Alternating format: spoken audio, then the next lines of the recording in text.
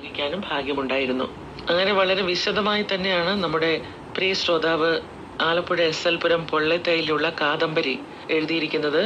1967 മുതൽ റേഡിയോ സ്വന്തമായി കിട്ടിയതാണ്. വിവാഹം കഴിച്ച് ഇവിടെ വന്നപ്പോൾ എനിക്ക് പാട്ട് കേൾക്കണമെന്ന് പറഞ്ഞതും ഒരു റേഡിയോ വാങ്ങി എനിക്ക് തന്നു. അന്ന് സിലോണിലെ പാട്ടൊക്കെ കേട്ടിരിക്കുമായിരുന്നു.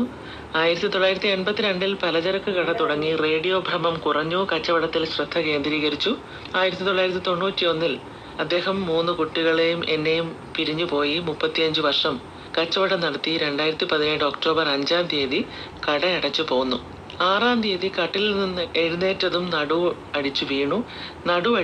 അതോടെ എന്റെ കഷ്ടകാലവും തുടങ്ങി. കട്ടിലിൽ തന്നെ കിടന്നു. ചെറിയ റേഡിയോ വാങ്ങി തന്നു. സുഖം പരിപാടി 2 ആഴ്ച നടക്കാൻ പറ്റിയില്ല. ഇപ്പോൾ റേഡിയോയിൽ തന്നെ കൂട്ടുപിടിച്ചു. എനിക്ക് ഒരു 3 വയസ്സുള്ള പേരക്കുട്ടിയുണ്ട്. അതാണ് ആശ്വാസം. അവൾ വന്നാൽ റേഡിയോ പരിശോധന നടത്തും. അവളുടെ പരിശോധന കാരണം അവളായിട്ട് ഇത് 4ാമത്തെ റേഡിയോ ആണ്. കൊച്ചുമോളുടെ പേര് അനുനന്ദ എന്നാണ്. നമ്മുടെ പ്രിയ ശ്രോതാവ് എഴുതിയിരിക്കുന്നത്. കേൾക്കാൻ ആഗ്രഹിക്കുന്ന ഗാനം ഉത്തര സ്വയംവരം കഥകളി കാണുവാൻ ഉത്രാട രാത്രിയിൽ പോയിരുന്നു. ഇതാണ് ഇഷ്ടഗാനം.